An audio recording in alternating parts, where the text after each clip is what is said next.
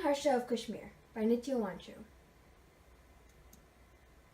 Hello, my name is Kalhan and I am son of Chamka, who used to be minister of King Harsha, but that was before the king's death. I have also written the book Raj Tarangani about the many kings of Kashmir. I began writing during the time of Jayashima and finished after many years of writing.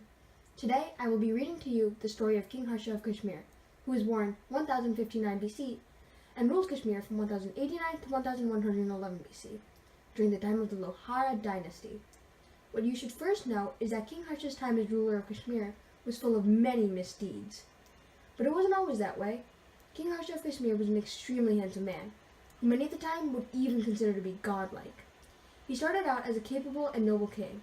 He was very well taught and was a lover of music and arts.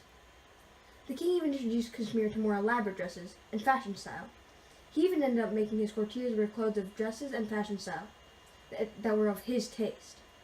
But as time passed, the king's spending habits grew, and the king became unbelievably spoiled. Eventually, the king became buried in financial debt, and went on to be known as an iconoclast.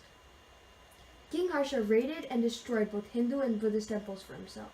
He, however, did not destroy any Muslim temples, which leads to the thought that he may have been Muslim, but there is no other evidence to support so.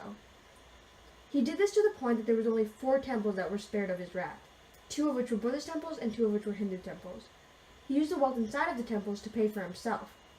This sinful idea had come from his counselor, Lastadada, and had been used once before by a king in a similar situation. This king was King Jaluka.